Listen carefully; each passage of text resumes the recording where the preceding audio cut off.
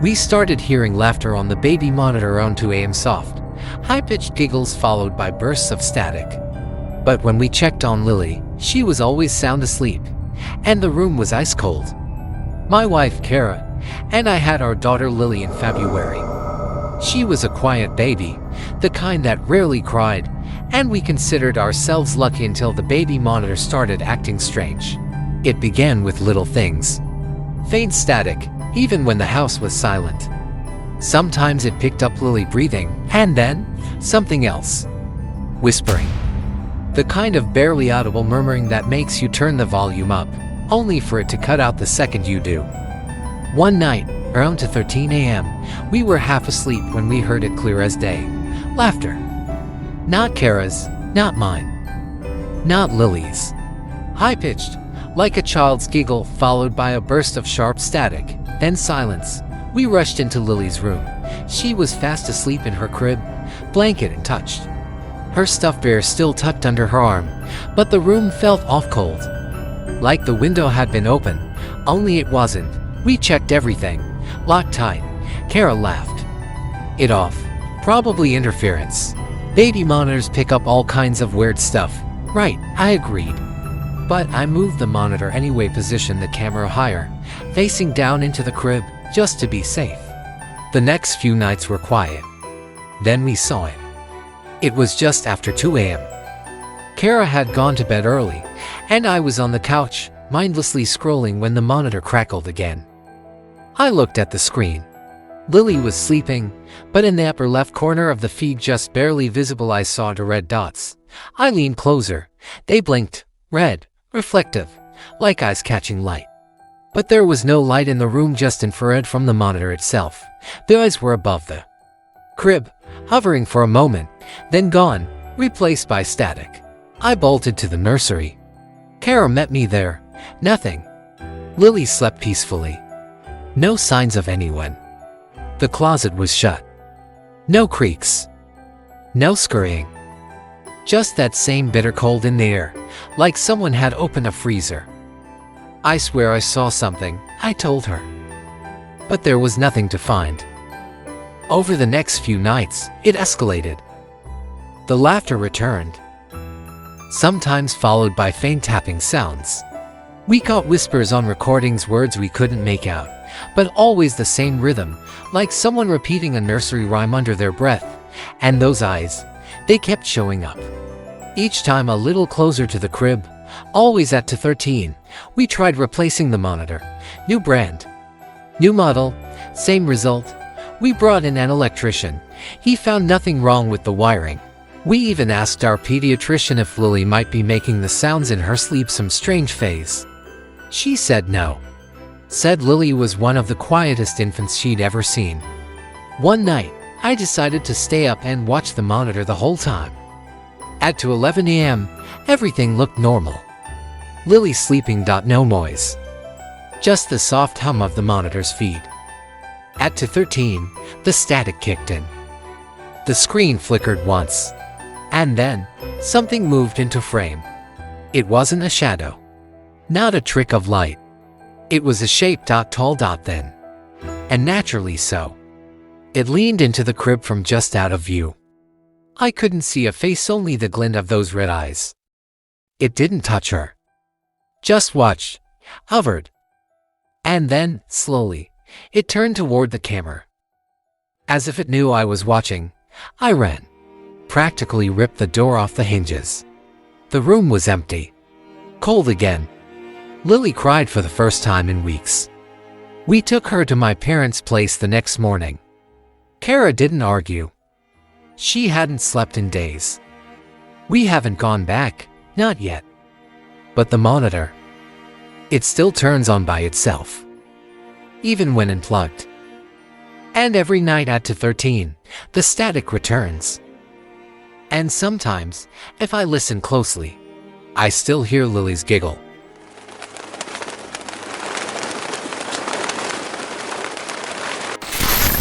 Everyone told me the basement was off limits, just storage. They said nothing worth seeing. But there was a door down there that didn't belong, and once I noticed it, I couldn't stop hearing what was behind it, I moved into the old brick building last spring. Cheap rent, downtown, decent neighbors, nothing special. The landlord, Mrs. Garvey, was polite but distant, the kind of woman who'd answer questions with half a smile and a quick excuse. The first time I asked about the basement, she waved me off. "It's just pipes and old junk, dear. Best you keep out." Of course. That made me want to see it more. I found the door my second week there. I'd gone down with a box of winter clothes to shove into a dusty corner. The basement was exactly what you'd expect: low ceiling, exposed pipes, the damp smell of earth and rust. But tucked behind an old furnace was a door that didn't match the rest of the place: heavy wood, dark, with a tarnished brass knob and a deadbolt that didn't look like it had been touched in years. At first, I just looked. I'd stand a few feet away and stare at it while the boiler clicked and groaned behind me. Giggled myself. It was nothing, some old coal room or bricked-off passage from when the building was first built. But some nights, when I lay awake upstairs, I'd hear a low knocking, soft, distant, like someone tapping the pipes from the other side of that door. One night, after a few glasses of wine and too many hours staring at the ceiling, I went down with a flashlight. The air was colder than I remembered. I stood in front of the door, ran my fingers over the deadbolt. The wood felt warm, like it held heat no draft should give. I shouldn't have done it, but I did. I went to the hardware store the next day and bought a set of lockpicks. I'm not proud of it. I just needed to know. It took me 2 tries.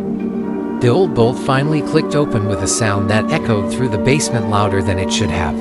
The air that spilled out was stale and heavy, carrying a smell like wet stone and something else like the air in an old mausoleum. I pushed the door open just enough to peek inside. At first, I saw nothing, just a stretch of blackness that seemed to swallow my flashlight beam. Then the light caught something: a hallway, stone walls, rough and damp, running straight back into darkness. It made no sense. The basement backed onto solid ground. There shouldn't be a hallway behind that door. I should have closed it right then, locked it, pretended it was a dream. But my feet stepped forward like they belonged to someone else. The temperature dropped with every step. My breath fogged in front of my face, and the walls seemed to pulse. Dampness trickling down in thin, cold rivulets. I thought I heard whispers, like someone just ahead, mumbling through the stone. I told myself it was the pipes, old buildings groan and hiss and trick your ears. But this was different. This was words. My name, drawn out in a voice that sounded half like mine. I turned to go back, but the door was gone. Behind me, the hallway just kept going. No warm basement light, no distant hum of the furnace. Just that damp, narrow passage swallowing the sound of my own breathing. I don't know how long I walked, minutes, hours. I tried my phone. No signal. The flashlight flickered, the beam shrinking until I was moving in a pale circle of light that showed just enough to keep me moving forward. Then I saw it, another door, identical to the first one. Heavy wood, brass knob, waiting in the dark like it knew I'd come. I pressed my ear against it. Silence at first, then the faintest echo, like something breathing on the other side, waiting for me to turn the knob. I should have run. I know that now. But curiosity is louder than fear when you've come this far. I opened it. I don't remember stepping through, just the feeling of falling, the cold rush of air, the slam of darkness swallowing the last bit of my light. I woke up back in my apartment, on my bed, clothes damp and smelling of earth and stone. The basement door was locked again when I checked out. Mrs. Garvey just smiled when I asked. Said there's no door like that down there, never has been. But at night, when the house goes quiet, I hear its soft knocks from the floor beneath my bed. The same slow knocking I heard in the dark. I think there's another door waiting. I think next time, it won't let me come back.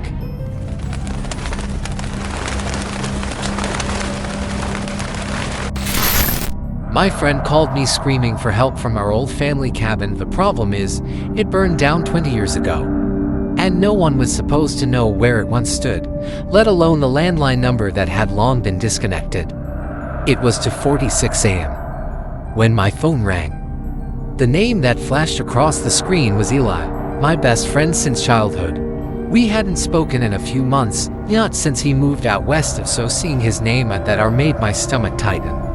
I answered groggily. Eli, at first, there was nothing but static. Then a voice, faint and crackling like it was fighting through layers of distortion. Help me, he choked. It's the cabin. You have to come. I sat upright. What? What cabin? The one in the woods. Your family's place. His voice cut out for a second, then returned, louder. It's still here. I don't know how, but it's burning, and I'm inside. And I can't. The line went dead. I stared at the screen. Breath caught in my throat. It wasn't just what he said. It was the sound behind his voice, the low, whirring crackle of fire. The same kind I remembered from that night. The cabin in the woods wasn't just a vacation spot. It was our place, passed down through my mom's side for 3 generations. We spent summers there, played in the stream, roasted marshmallows, shared ghost stories. Until the fire. I was 15 when it happened. Faulty wiring, they said. The entire place went up in flames. No one was inside, thankfully, but the land was declared unsafe, scorched, overgrown, long since reclaimed by the forest. The phone line, power, all disconnected and buried. There was no way Eli could be there, but still, I grabbed my keys. The drive took over 2 hours, most of it through winding roads and fog so thick it looked like the trees were breathing. The deeper I went, the more unnatural the silence felt. No wind, no insects, just the soft thrum of my tires on wet asphalt. When I finally reached the old trailhead, the road was blocked by a fallen tree. I parked and continued on foot, flashlight in hand. The forest felt wrong, like it was watching. The light cut through dense fog in short, trembling beams. I followed the trail from memory, heart pounding harder with each step. And then, I saw it. The cabin. Perfectly intact. It stood exactly where it had burned down, like nothing had ever touched it. The paint was weathered, the windows dusty, but it was whole. Complete. I should have turned around. But Eli might have been inside. I stepped onto the porch. The wood didn't creak under me, it didn't feel like wood at all. It was cold. Damp. Like touching something that had been buried for a long time. I pushed open the door. The inside smelled of wet ash and mold. Dust floated like snow through the beam of my flashlight. Everything was just how I remembered it: the stone fireplace, the plaid couch, the crooked family photo over the mantel. Eli, I called out. Something shuffled upstairs. I took the steps slowly, trying to ignore the way the air seemed to grow thicker, like I was walking into a vacuum. My flashlight flickered. When I reached the landing, I heard him. Down here, Eli whispered. But the voice wasn't coming from ahead, it was behind the attic door. I hesitated. That door hadn't been there before. I pulled it open. Darkness. Stairs leading down, not up, stone walls. A hallway that shouldn't exist. And somewhere deep in it was soft. Panicked whisper, please. I didn't call you. Don't come in. I froze. Behind me, from inside the cabin, a second voice, Ellie's voice, called out again, louder this time. Come on, I'm in here. 2 voices. Same person. Different directions. And then my flashlight died. For a second, I stood there in total darkness, listening. Then, I ran. I didn't stop until I reached my car. I didn't look back. The next morning, I called Ellie's number again. A woman answered. His sister. Eli had died 3 days ago. Car accident. Head-on collision. No survivors. She said she hadn't touched his phone. It had been with the police. But when I checked my call history, the number that contacted me didn't match Ellie's at all. It was a number I hadn't seen in 20 years. The cabin's old landline, disconnected since the fire.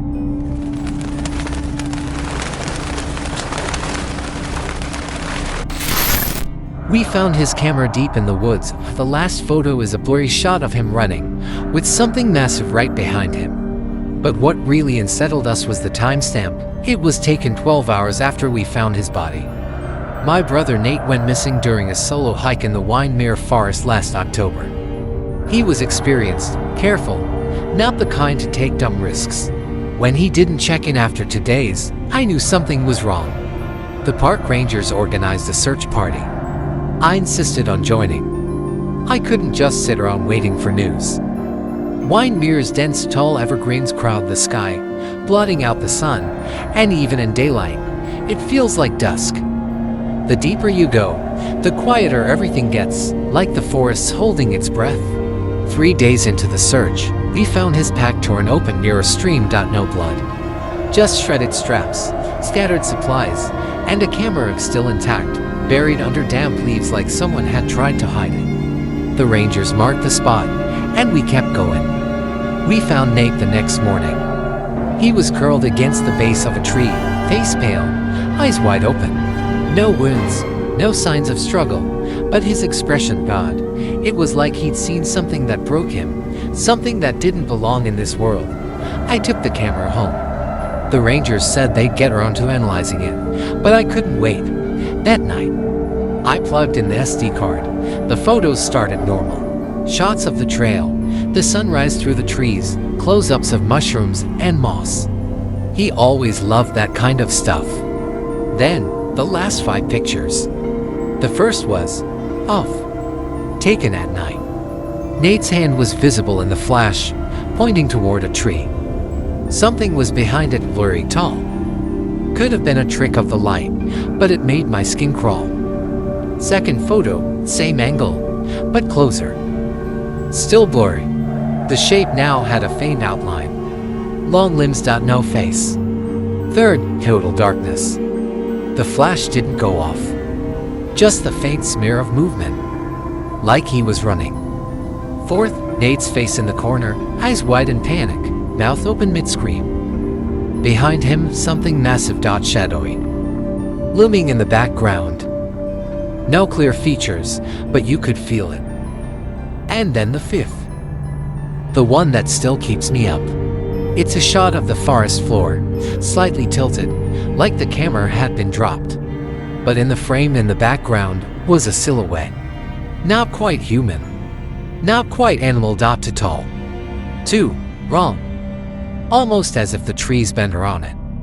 The thing is, that photo was timestamped 12 hours after we found Nate's body. I thought it was a glitch. I checked the metadata, it matched. Down to the second. Someone or something took that photo long after Nate was gone. And ever since I brought that camera home, strange things have started happening. My apartment's on the 3rd floor, but every night I hear something tapping at the windows. I stopped checking after the first time because I swear I saw branches moving, like hands. Sometimes I wake up and the camera is on. I never touch it. Once, I woke up to find it in my hand. Open. Recording. I deleted everything. Or tried to. But the final photo, that last one, it always comes back. Even when I wipe the card. Even when I destroy it. I bought a new computer. New phone. New everything. And last night, the photo appeared on my living room TV. I hadn't turned it on. It flickered to life on its own, just past midnight, screen glowing with that same forest floor. And the figure. Only now, it's closer. Its shape, less blurry. I can almost make out a face, almost. I'm leaving tonight. Taking nothing. Burning the rest. But before I go, I need to warn you, if you find a camera in the woods, leave it where it lies. Some things don't want to be seen, and some want to see you back.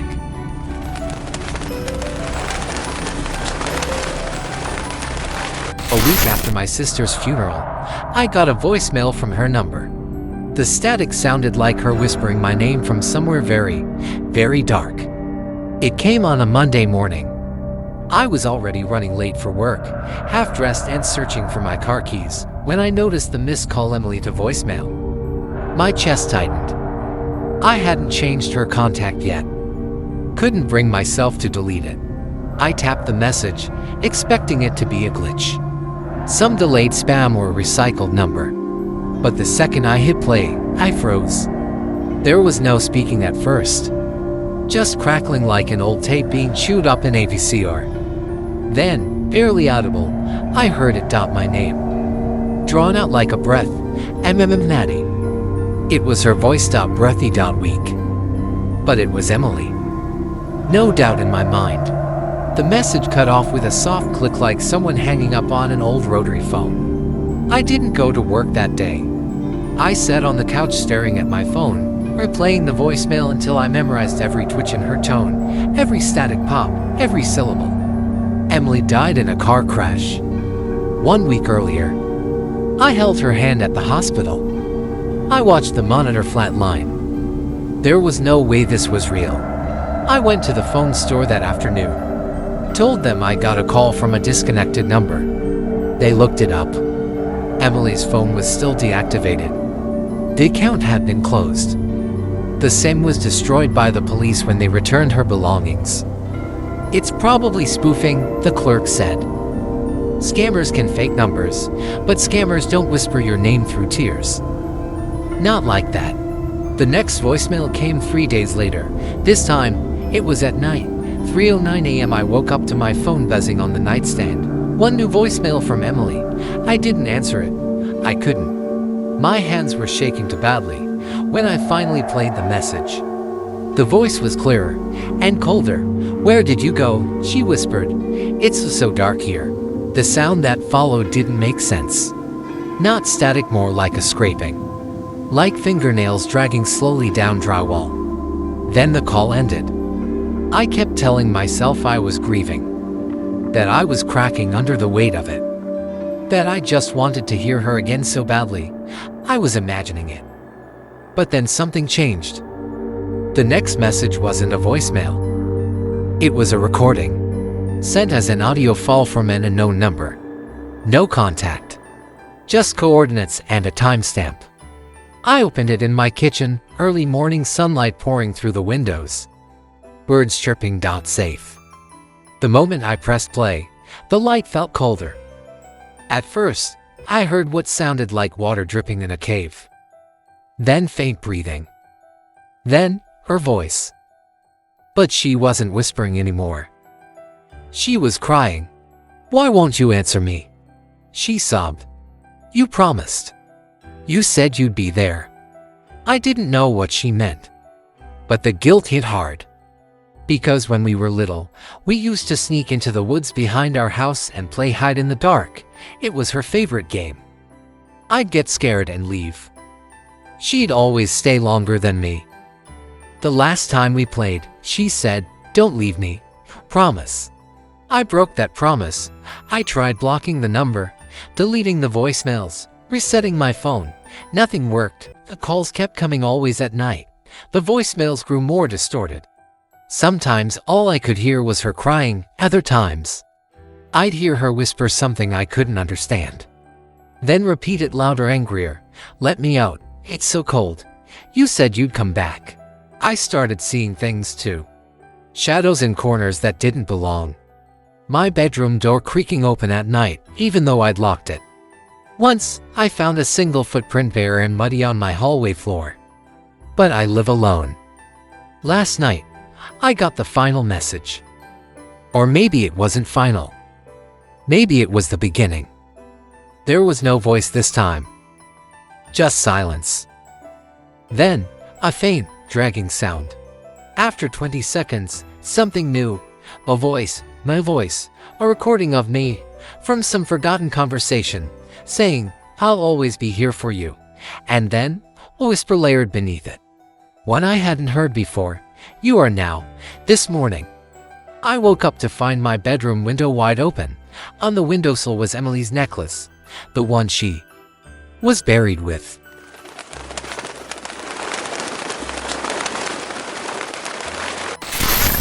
When I checked the footage to see if the kids behaved, I found hours of someone watching me sleep instead. Whoever was holding the camera never spoke, just breathed, slow and wet, like they were savoring it. I've been babysitting since I was 15. Never had a problem.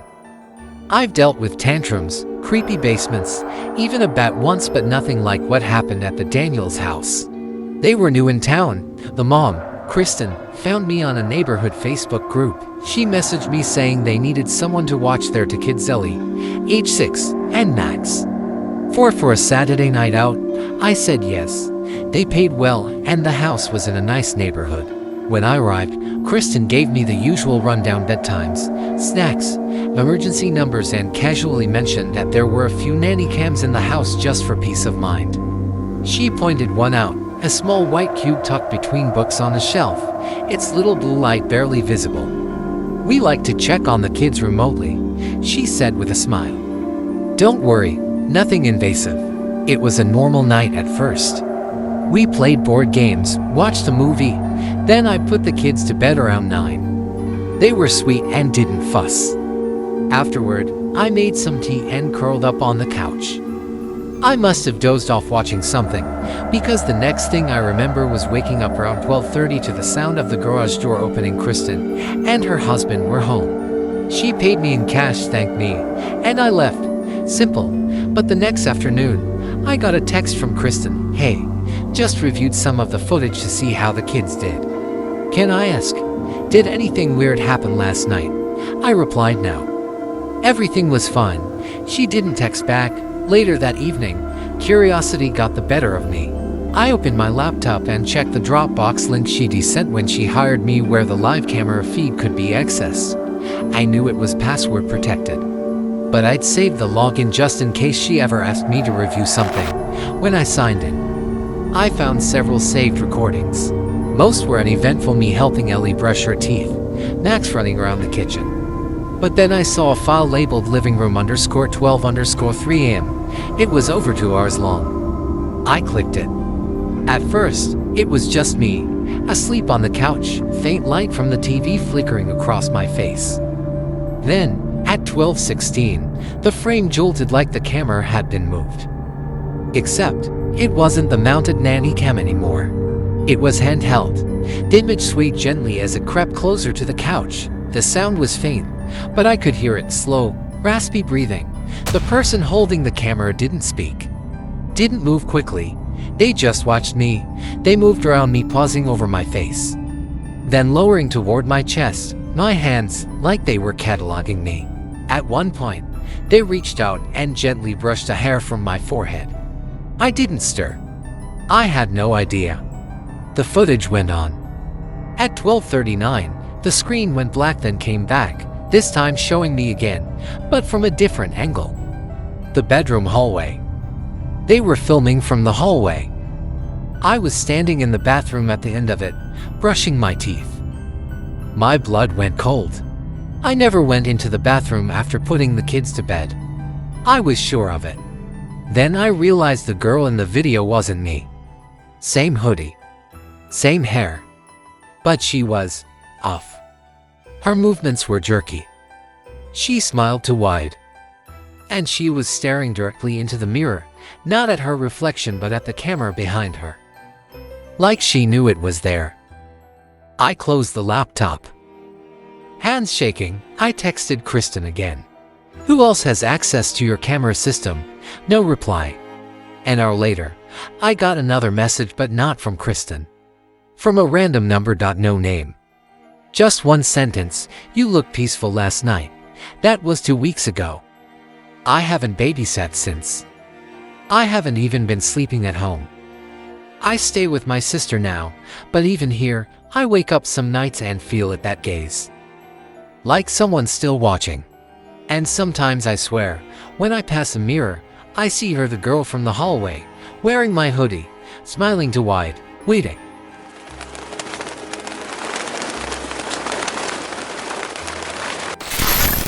It started the second night after I moved and my reflection blinked when I didn't. At first, I thought it was exhaustion. The apartment was old, the pipes rattled.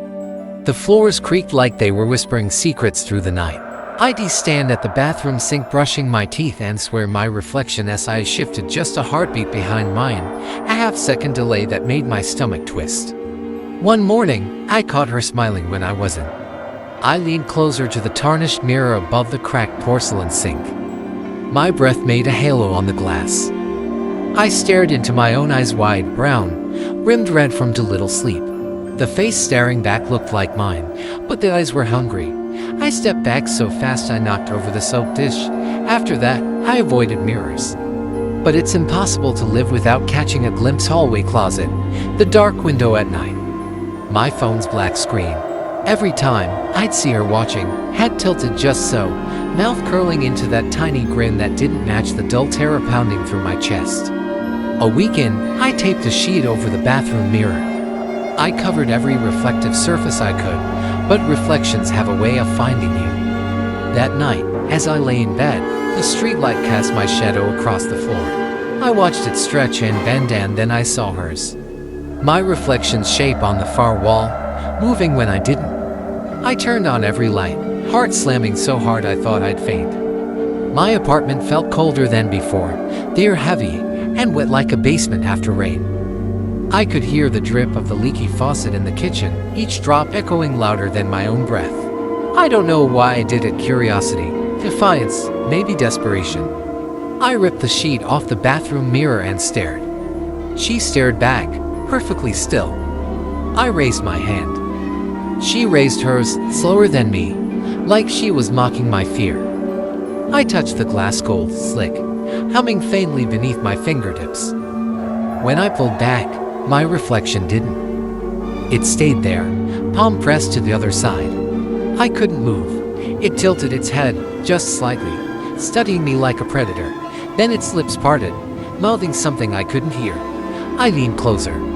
The glass pulled at me, an icy tug that numbed my skin, crawled up my wrist, my arm. Until my breath fought the glass again. I tried to pull away, but my muscles locked. My vision swam. For a split second, I saw my own face, eyes wide, mouth frozen mid-scream before the cold swallowed me whole. Now I'm here, behind the glass. Everything on this side is gray and warped. Like looking through dirty water. I pound my fists against the mirror, but my hands make no sound. I watch her, my reflection, move around my apartment, wearing my clothes, using my voice to answer calls from friends who never notice what's missing. Sometimes she stands at the mirror and smiles at me. Sometimes she presses her palm against the glass, daring me to touch it back. I never do. I just watch. Tonight, she's sleeping in my bed. I can see the streetlight flicker outside the window behind her. I think she knows I'm watching. Maybe she wants me to see. If you ever catch your reflection blinking late to late, don't blink back. Don't lean closer. Don't touch the glass, or you'll find out what it feels like to scream without a voice.